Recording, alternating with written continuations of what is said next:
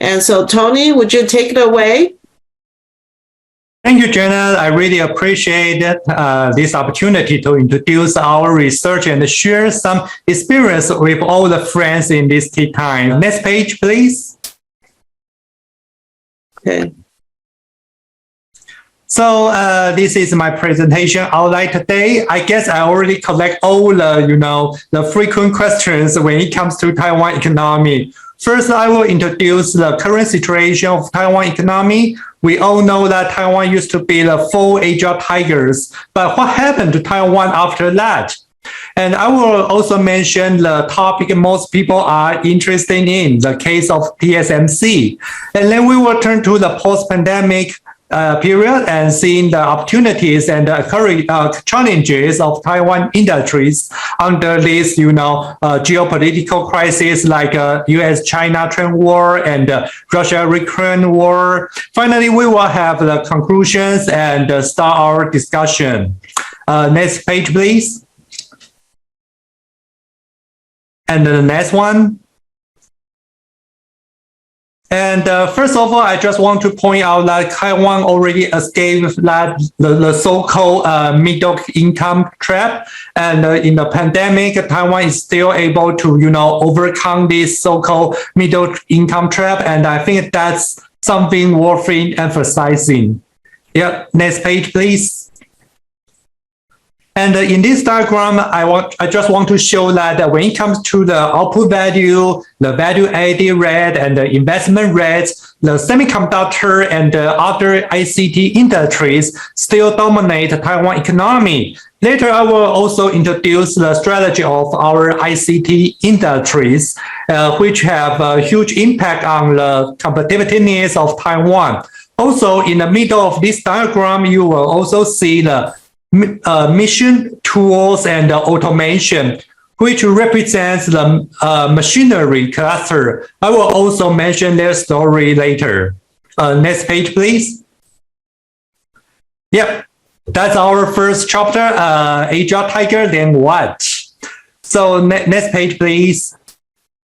So when it comes to the 4 Asia tigers, I guess everyone just know who they are. South Korea, Taiwan, Singapore, and Hong Kong. They all went through the strong growth by going through the industrialization since 1960s when the transnation corporations, TNCs, looking for the area with cheap labor and low cost for everything. While Singapore and Hong Kong focus on the financial service, Taiwan and South Korea emphasize on manufacturer goods exports. The outsourcing manufacturing from TNCs has just boosted Taiwan's SMEs and created many industrial clusters in Taiwan. SMEs are considered as the founder of Taiwan economic miracle. Next page, please. So after 4 tigers, what happened then? First of all, we face 3 kind of challenges.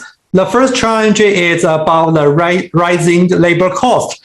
Since 1980s, the labor costs in Taiwan have been just strongly rising and causing the trouble for Taiwan SMEs since they used to, rely on the low-cost production for their international clients. Next page, please.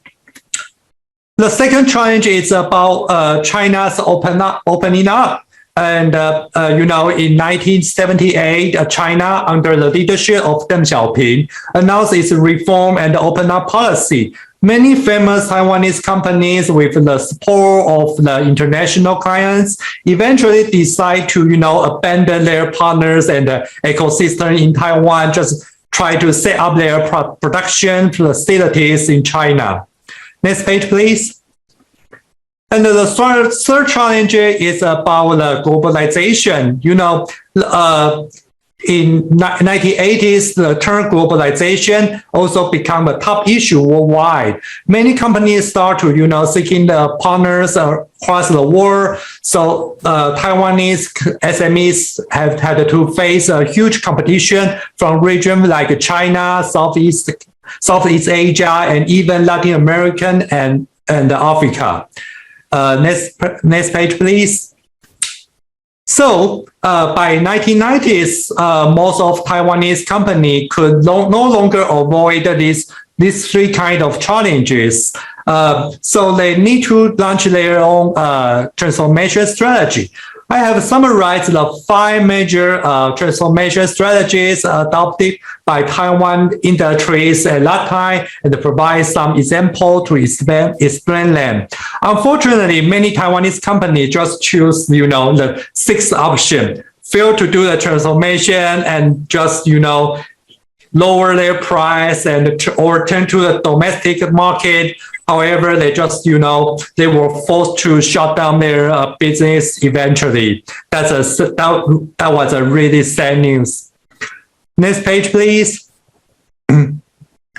Let's just turn to the first strategy they try to use. So the first strategy is about move away and build a new cluster. The most famous case of this strategy is Foxconn. So Foxconn is a Taiwanese company was founded in 1974. They just specialize in contract manufacturing for 3C electronic products, and they are famous for their manufacturing of iPhones.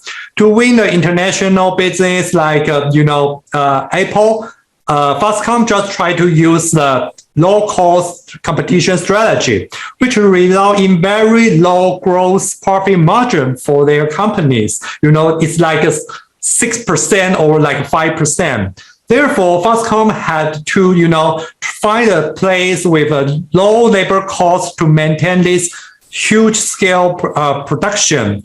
We can see Foxconn's current strategy is just to establish factories whenever costs are low. So in the early 2000s, Foxconn just built so many factories throughout China. But the challenges are that they always need to, build new clusters, and they always need to move away again when the labor costs increase. Next page, please. So let's talk about the second strategy, changing the position at the smiling curve. So this strategy was proposed by Stan Shi, the founder of Acer. Acer was established in 1976 and is a Taiwanese company which just focuses on producing the laptops, smartphones, and other kind of smart device. As Acer also start as a contract manufacturer, it faced the issue of rising costs in 1990s. Therefore, Mr. Shi introduced this kind of smiling curve theory in 1992. Based on the value chain of a company, it points out the higher value in R&D and the branding and market, and the lower value in the manufacturing and assembly, forming a curve that looks like a smile, right?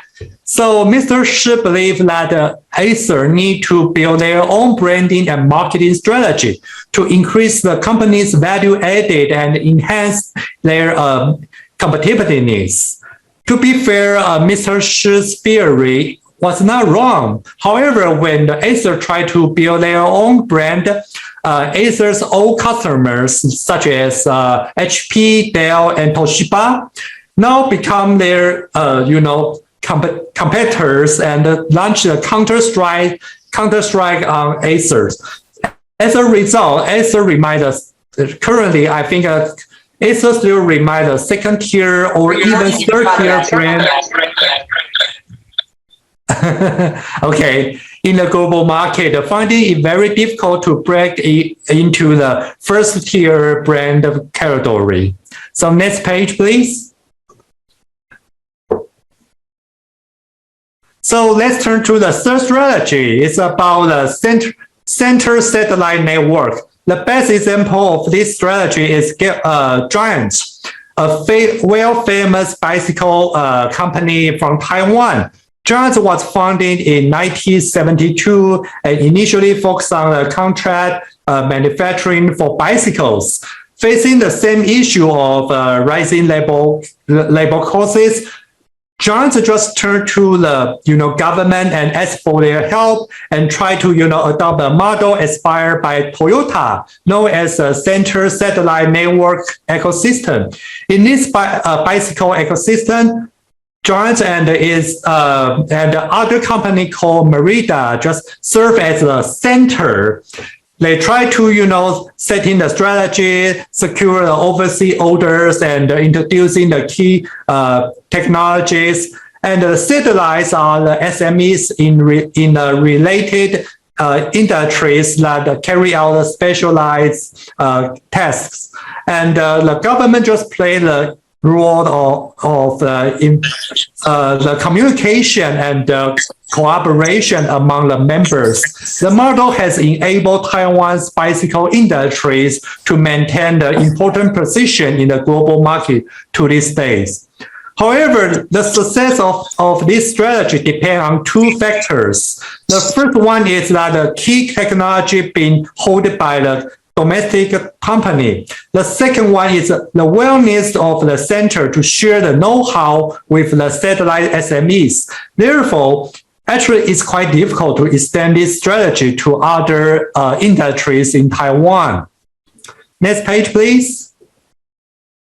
So let's just turn to the fourth strategy called cluster collaboration and use the cases of machinery cluster in central Taiwan as an example. So the machinery cluster in the central Taiwan just consists so many SMEs that used to provide contract manufacturing service to international clients.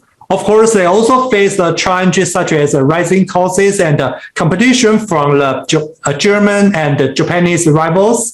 And the machinery clusters has no such, center, so they cannot use the third strategy. Instead, they really rely on the network of connection among the cluster members, especially the engineers, to collaborate, to exchange the know-how and generate the positive spillover impact within the cluster.